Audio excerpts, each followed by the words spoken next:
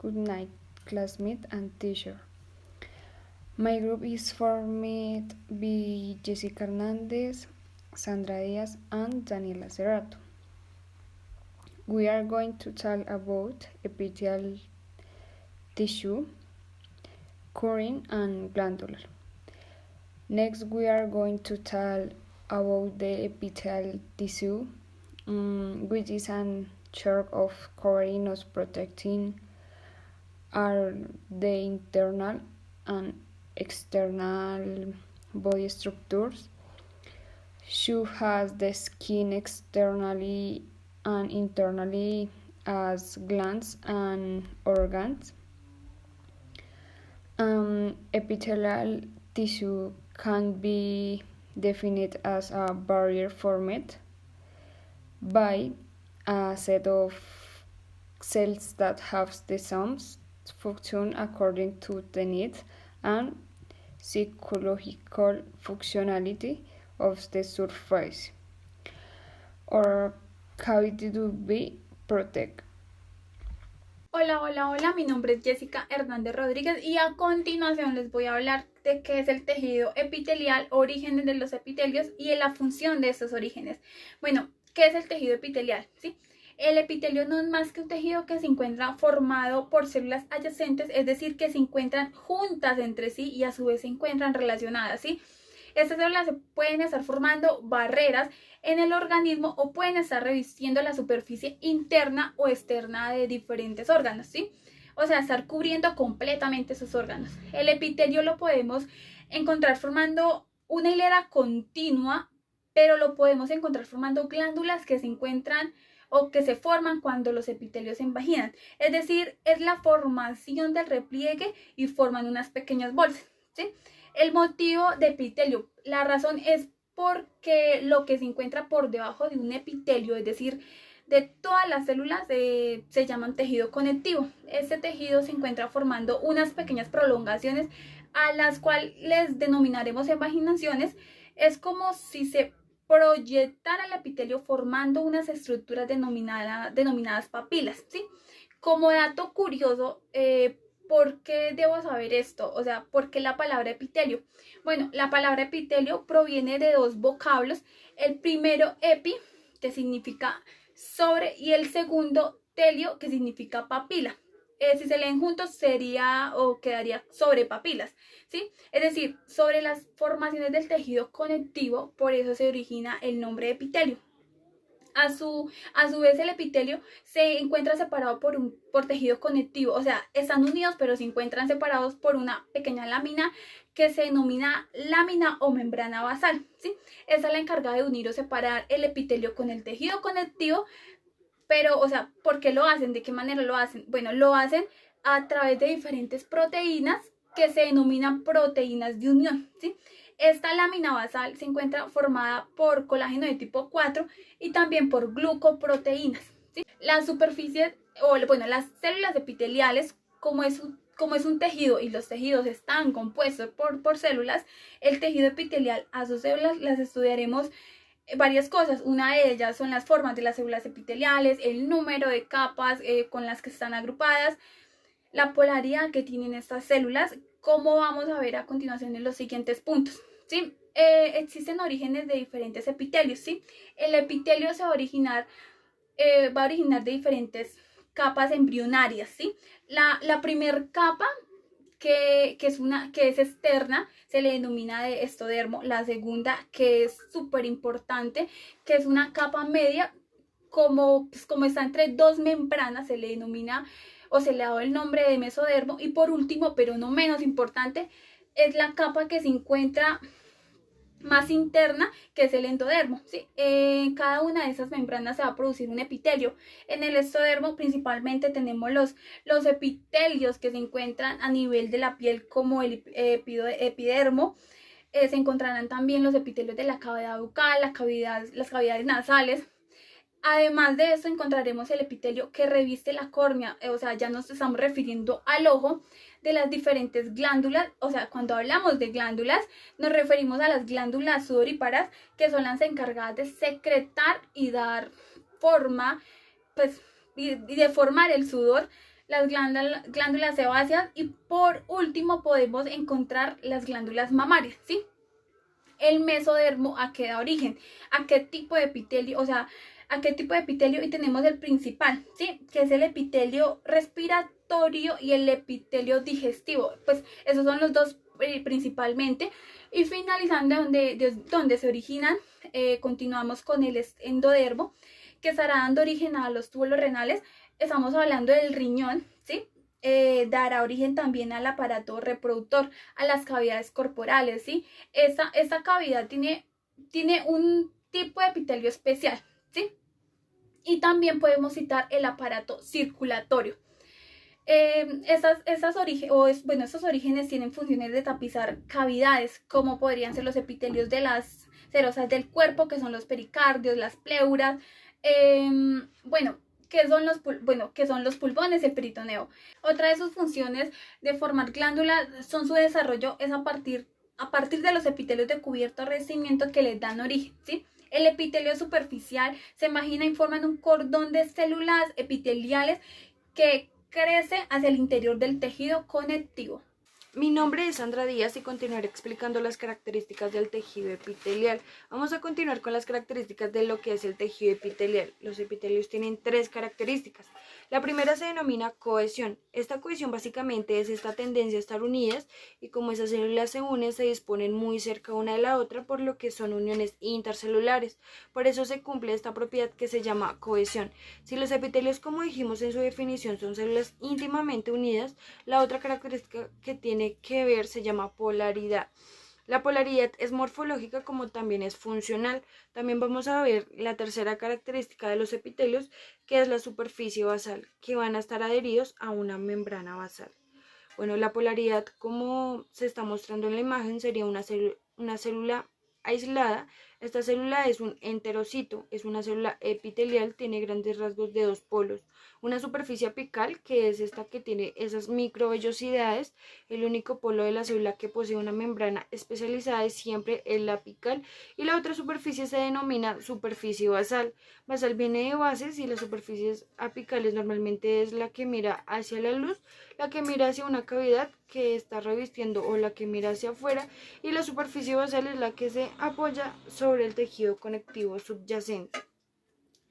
Y acá viene una cuarta característica de lo que son los epitelios, que se denomina avascular, que significa que no tiene vasos sanguíneos. El único ejemplo de epitelio que tiene vasos sanguíneos, porque como todo en el cuerpo humano hay excepciones, es un criterio que está revistiendo lo que es el oído medio.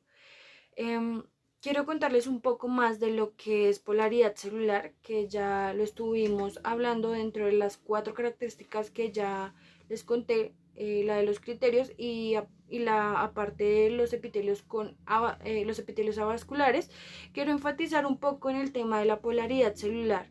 Vamos a ver este enterocito, que es muy fácil de identificar porque tiene forma de cepillo en la parte superior, que es una célula que tiene 3 porciones, una superficie apical, una superficie basal y la que no mencioné, que se denomina lateral.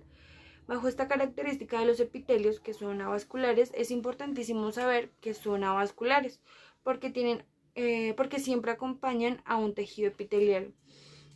Por debajo va a haber tejido conectivo y el tejido conectivo permite que se inserten vasos sanguíneos que van a nutrir a estos epitelios. Entonces, la cuarta característica de los epitelios es que son avasculares. Asimismo, la superficie apical es la de arriba, que es la que va a mirar hacia la luz de un órgano tubular, y la superficie es la que va a estar siempre adherida a la membrana basal, que está como delimitando lo que es el espacio entre el epitelio y el tejido conectivo subyacente. Bueno, fíjense, acá les estoy poniendo otra imagen que es la que están viendo en pantalla como para ver un poquito esto que habíamos visto reciente. Acá estamos viendo un epitelio por arriba. Fíjense la particularidad de todo lo que es epitelio. Todas estas células epiteliales tienen 2 polos. Un polo que presenta especializaciones de membrana, que son esos epitelios que tienen hacia arriba, que se llaman cilios. Ojo, no siempre la superficie apical va a tener especializaciones de membrana, eso depende de donde nos encontremos. pero en este caso sí tienen cilios y fíjense que siempre la superficie apical mira hacia todo este espacio blanco que nosotros denominamos luz.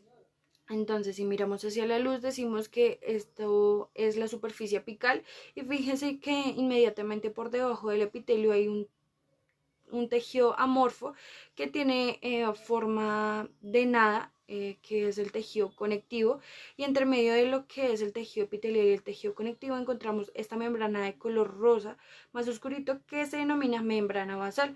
Fíjese que entre el epitelio y entre lo que es el tejido conectivo y lo que hace esa membrana basal es justamente estar ahí entre lo que es el tejido conectivo. Y fíjense que la superficie basal de que son las células epiteliales contacta con la membrana basal.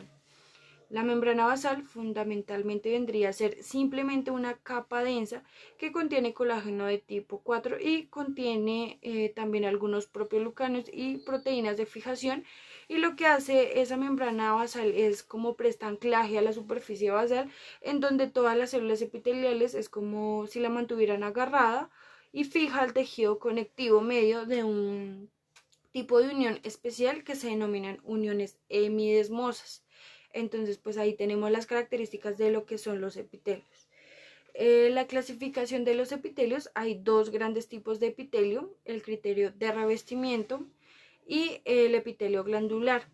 Esto ya un poco hablamos del epitelio de revestimiento, que normalmente tiende a revestir tubos como podría ser el intestino, como podría ser cualquier parte del tubo digestivo, como podría ser cualquier porción de las vías respiratorias, como por ejemplo, como también podría revestir cavidades como podría ser pericardio, como podría ser pleura, como podría ser peritoneo, como también tapizar superficies corporales, como por ejemplo la epidermis en la piel. El epitelio de revestimiento tiende a formar barreras selectivas entre lo que es la luz de un órgano y el tejido conectivo, como se les mostró que era un epitelio, y por debajo tenía una membrana basal electrodensa, y debajo del epitelio había todo un tejido amorfo con fibras y células que estaban dispersas por cualquier lado, que era el tejido conectivo. Imaginemos que esto es la luz del órgano y esto es el tejido conectivo. La luz del tubo, por ejemplo, del intestino, tiene como función a absorber nutrientes. Entonces, entre el intestino y el tejido conectivo hay una especie de barrera selectiva que son las células epiteliales. Si esas células epiteliales van a absorber o van a decidir qué es lo que es y lo que no hacia el tejido conectivo, y desde el tejido conectivo hacia la sangre, una de las funciones de lo que es el tejido es formar barreras selectivas entre la luz de un órgano y el tejido conectivo subyacente. Son especializaciones de la superficie apical, como pueden ser cilios, estereocilios o microvillosidades. El cuarto criterio es la presencia o ausencia de la queratina. Estos son 4 criterios que caracterizan un epitelio. En la siguiente imagen se utilizan los dos primeros criterios, que son el número de capas y la forma de las células. Decimos que según el número de capas, los epitelios pueden ser simples o estratificados, como se muestra en la imagen. Cuando nosotros tenemos una sola capa de células, decimos que es un epitelio simple. Si pueden ver las 3 primeras imágenes, tienen solo una capa de células. Si ven que a su vez el segundo criterio que utilizamos es según la forma plana, cúbica o cilíndrica. Como la primera imagen tiene una sola capa de células y son planas, decimos que es un epitelio simple plano. En la segunda imagen es una sola capa de células, entonces es simple y como sus células tienen, decimos que tiene una forma cúbica, decimos que es un epitelio simple cúbico. Y en cambio la tercera son cilíndricas y es solo una capa de células, entonces decimos que es un epitelio simple cilíndrico. Ahora en la imagen de abajo se observa que hay muchas capas de células, se ve una encima de la otra, y cuando se ve así decimos que es un epitelio estratificado. Y para decir si es estratificado, plano, cúbico cilíndrico utilizamos como criterio las células de la capa más superficial. Si las capas de arriba son planas, decimos que es un epitelio estratificado plano, como se ve en la primera imagen. Si son cúbicas, decimos que es un epitelio estratificado cúbico. Y así se clasifica pues cada uno. También se muestra en el cuarto criterio presencia o ausencia de queratina. En la primera imagen es un epitelio estratificado plano no queratinizado y el de abajo se ve por encima una capa de queratina y este es un epitelio estratificado plano con queratina. Ahora vamos a ver una imagen que muestra cómo identificar las células según su forma. En esta imagen es una forma de demostraciones cómo se ven las células, porque además de las capas pueden ser planas, cúbicas o cilíndricas. La plana, la cúbica, es fácil porque su núcleo es muy redondo y son células muy cúbicas, o sea, ni muy altas ni muy planas. El epitelio cilíndrico o columnar es el que tiene forma de columna, tiene predominio de alto sobre su ancho y su núcleo es vertical y muy cerca de la superficie basal. En esta imagen hablamos del tercer criterio, que son las especializaciones de la superficie apical. En esta podemos encontrar cilios, estereocilios o microvellosidades. Los cilios se ven como pelitos en la imagen de la derecha. Su función es barrer, o sea, barren todo lo que haya en la superficie. Un ejemplo de este es el moco. Todas las vías respiratorias tienen cilios. Los estereocilios son como vellosidades muy largas. Los más importantes son microvellosidades. Las microvellosidades son estructuras filiformes que permiten el aumento de la superficie de la membrana plasmática y por tanto el contenido de moléculas como receptores, transportadores o canales de la imagen de la izquierda. Se ve con un contorno como color rosa oscuro, son microvellosidades. Entonces podemos decir epitelio simple o estratificado según el número de capas, cúbico, plano o cilíndrico según la forma de las células y podemos decir no microvellosidades si las tiene o cilíndricas si no las tiene. La presencia o ausencia de queratina, generalmente se ven epitelios estratificados planos. Entonces, fíjense en la imagen, en este caso se ve un epitelio estratificado porque tiene más de una capa de células. Fíjense que el epitelio se ven núcleos y en la parte de arriba hay algo que es como naranja, como rosa, que es muy distinto al epitelio, cubriéndolo de queratina. Las células cariciformes son células mucosas, son glándulas unicelulares que tienen forma de carillas, se ven como si fueran unas burbujas de color blanco porque justamente tienen secreción. Entonces es donde nosotros veamos células aisladas, más que nada en epitelio simple cilíndrico, se ve que vamos a decir que estas son células califormes. Tenemos la función del epitelio, se divide en secretoras, como por ejemplo los epitelios glandulares, en absortivas, como por ejemplo epitelios simples como el intestino, transportadoras como por ejemplo el moco,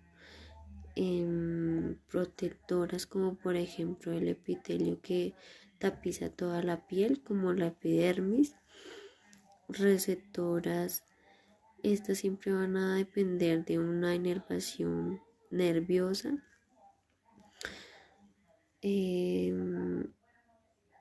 El tejido glandular, siempre se orienta dentro del tejido la secreción de productos. Entonces tenemos endocrinas y exocrinas. Las endocrinas son las que van a secretar sus productos hacia la sangre y las exocrinas son las que van a secretar sus productos hacia la luz. Las glándulas endocrinas son las que nos van a tener, las que no van a tener un tubo que les conecte con una luz. En cambio, las exocrinas sí van a tener un tubo que las conecte con la luz.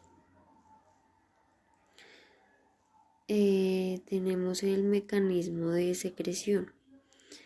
La secreción se divide en orocrina, que son células que acumulan el producto de secreción o lo que pues quieran secretar en su interior y sufren una apoptosis, que es una muerte celular programada. Si se suicida y cuando se suicidan todo, pues lo que está en su contenido interior se eleva a su exterior y así secretan lo que quieren secretar. Tenemos también las aproxinas, que son los que tienen que secretar moléculas muy grandes y lo que hacen es llevarse un gancho de membrana plasmática de la célula consigo misma en lo que es la secreción. Bueno, a continuación les voy a hablar de la clasificación del tejido glandular, ¿sí? ¿Cómo se clasifica el tejido glandular? El tejido glandular se clasifica en destinos de productos que están conformados por células endocrinas y exócrinas. También encontramos otra clasificación de mecanismos de secreción, donde encontramos merocrinas, apocrinas, holocrinas. Además, para la clasificación son las cantidades de las células que están conformadas por unicelulares, pluricelulares y multicelulares. Y para concluir con esas clasificaciones, encontramos el tipo de secreción, que son mucosas, mixtas o serosas, ¿sí? El primer criterio de la clasificación del tejido glandular es el destino de los productos. Se clasifican por las glándulas endocrinas y exócrinas, ¿sí? Las glándulas endocrinas son las que van a secretar sus productos hacia la sangre, ¿sí? Además, estas glándulas son las que no van a tener un tubo que los conecten con una luz. En cambio, las exócrinas sí tendrán un tubo, ¿sí? Sí lo tendrán que las conecten con la luz. Por eso esas glándulas secretan su producto hacia la luz, ¿sí? La primera imagen, ¿sí? Es una imagen endocrina, que es una glandular multicelular porque tiene varias células. En este caso, fíjense en que tiene un conducto. Fijarnos que todas las células pierden los productos de secreción a un conducto común, ¿ok? Y este conducto comunica con lo que es la luz de un órgano, de una superficie, lo que sea, ¿sí? Pero al fin y al cabo, un producto que lo comunica con una luz, ¿sí? Su conducto se conoce también como adenómero, ¿sí? Entonces, una glándula que tiene un conducto es una glándula exocrina, ¿sí? La segunda imagen, observamos que se ven vasos sanguíneos y fíjense en que hay glándulas que secretan directamente los productos de secreción de la sangre porque no tienen un conducto común al que pueden invertir sus secreciones. Entonces, ¿a dónde vierten su secreción? Pues al tejido conectivo a la sangre. Estas células endocrinas que vierten su contenido de secreción a la célula esa es la principal diferencia, ¿sí? Tenemos otra imagen donde está la primera, nos muestra que se ven dos glándulas y fíjense en que hay un conducto común que comunica una luz y ahí se vierte la secreción, ¿sí? Estas dos glándulas exócrinas y está la siguiente imagen, que se ve un conducto de ácidos mucosos, que esos son glándulas mucosas y por fuera se ve todo lo que es el tejido conectivo. Podemos observar que en esta imagen no hay ningún conducto, ¿sí? No hay ningún conducto, o algún tipo de cobertura al que puedan vertir su contenido. No hay ningún conducto común que los comunique con alguna luz, ¿sí? Y pues es lo que realizan estas glándulas, es vertir el contenido de secreción al tejido conectivo subyacente donde están donde están esos capilares sanguíneos, y de ahí las hormonas pasan a la sangre. Bueno, para concluir, en la sangre, después que se redistribuyen todos esos productos secretados por una glándula que actúa sobre otras células, o sea, se puede regular o estimular su función, una función en una hormona. El segundo criterio que nosotros vamos a utilizar para clasificar a las glándulas es el mecanismo de secreción. Es el primer mecanismo que estamos viendo acá, que es el de la secreción holocrina, que consiste en que son células que acumulan el producto de secreción, lo que quieren secretar en su interior, y sufren una apoptosis, que es una muerte celular programada, es decir, una especie de suicida, que cuando se suicidan todo lo que está en su interior sale al exterior y así secretan lo que quieren secretar, pero pues sí es un tipo de secreción holocrina. El tipo de secreción merocrino o las glándulas merocrinas son las típicas, es decir, el producto que se quiere secretar se guarda en una vesícula y se secreta por exostosis. Eso es el mecanismo típico de la secreción merocrina. Y el mecanismo de las glándulas apócrinas son las que tienen que secretar moléculas muy grandes y lo que hacen es llevarse literalmente una parte de membrana plasmática de la célula consigo mismo en lo que es la secreción. Lo que es una secreción apócrina es muy común en lo que es secreción de lípidos en una glándula mamaria. Es el segundo criterio que utilizamos. El otro criterio que vamos a utilizar es la cantidad de células. Fíjense en esta imagen que se les está mostrando la gran diferencia que hay entre las glándulas unicelulares y las glándulas multicelulares. El ejemplo típico de las glándulas unicelulares son las células calciformes. Aquí estoy señalando algunas células calciformes.